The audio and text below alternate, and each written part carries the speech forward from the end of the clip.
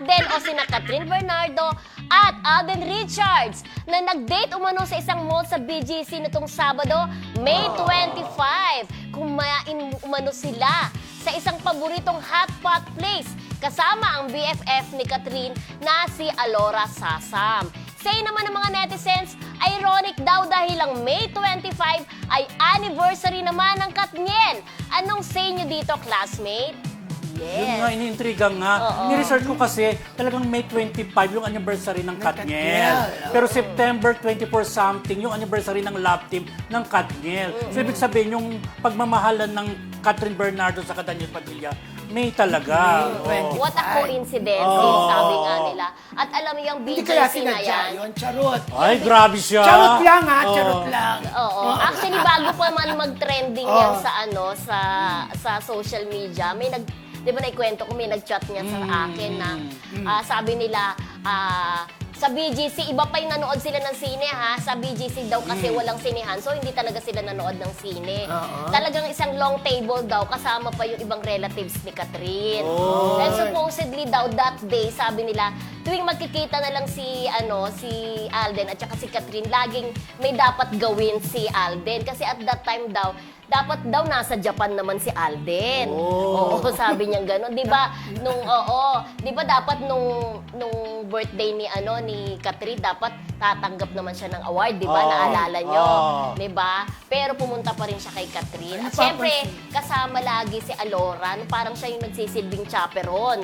Pero alam mo, Diba? it's about time talaga na personal naman na buhay ni Alden ang asikasuhin. Yes! Naniniwala ako na kasi ilang taon na rin siya nagtrabaho, may ipon na siya.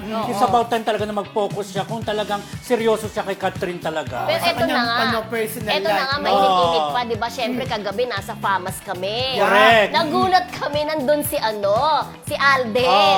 Nominated naman siya, di ba? So, parang mag-i-expect kami, di ba? Parang kasi pag awards night, parang iniisip mo kung sino nandun, baka winner. May ganung pag-iisip, di ba?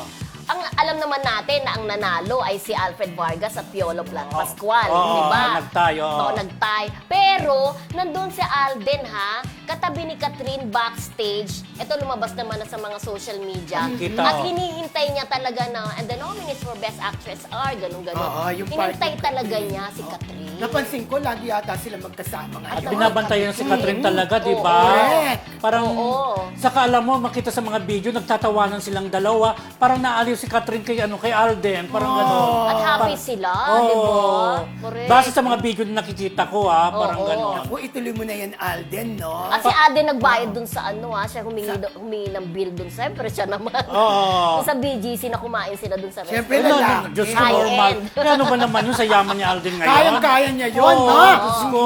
Barya lang sa kanya yun. Correct. Saka sino pa bang gagastusan niya? Kung Catherine Bernardo naman ang gagastusan ko, okay na okay, di ba? Tumpak! Tama ka dyan! Pero alam mo, parang lumalalim na talaga yung cut din talaga. Hindi lang pang promo talaga para sa project At nila. sinasabi nga nila, baka daw pang promo lang sa kanilang Hello Love Again. Hello, sabi naman ng mga Katden, kung pang promo, edi sana hindi sila hindi sila nakamas, hindi sila nakakap. Di sana lumalantad sila kung part ng promo yon. Tagal-tagal pa naman yun. Pero bakit parang maluwag yung jacket ni Catherine? Anong issue dyan? Kasi ang kwento dyan, super lamig daw sa BGC. Okay. May nagsabi na jacket daw yun ni Alden. Pwede! Kaya so oversized jacket siya. Yun ang mga naririnig natin. Napaka-gentleman talaga ni Alden, ha? Correct. Talagang inalaga niya si Catherine. Tsaka diba? napansin ko, mahilig talaga siya sa black na t-shirt, no? Sino? Si Alden. Si In? No? Lagi ko nakikita Kasi maputi naka-black siya eh. Di ba usually pag maputi ka, dapat talaga yung mga dark ang isuot mo. Tama. ba Si ako? Kuya Ben lagi naka-black. totoo yun. Hindi mo siya maputi. Gusto niya yun eh. Yun ang niya eh. Di ba? Kukontrahin ba natin kung ano gusto niya isuot? Hindi, basta talaga, pag maputi ka, bagay na bagay sa'yo ang black. Ay, ganon. Correct. Totoo. Yes. Talbo. Pero So, alam mo talaga, iniisip ko talaga, kasi Hodang, ako si Alden Richards na sikat, tapos alam ko namang hindi ako mananalo. Hindi ako pupunta sa awards night na yan. Yun Kahit nga nominado ko. Pero feeling ko talaga dahil kay Catherine, kay Yesterday! Di ba pag close natin, sasabihin pa natin, huwag ka nang pumunta dyan, hindi ka nang mananalo kasi magmumukha ka lang tanga, parang gano'n, di ba? Pero hindi inisip ko ni Alden eh. Wala sa kanya, kanya yun eh. Hindi siya tinignan Alden niya, Richards no? si Catherine tinignan niya. Oh, feeling ko ganun. Magkasamahan si Catherine at magka-banding sila, mabantayan yung Tama naman, walang kasama si Catherine eh. Oo. Siya lang ang kasama doon eh. Yeah. Yun na yun. Yun na yun, ha?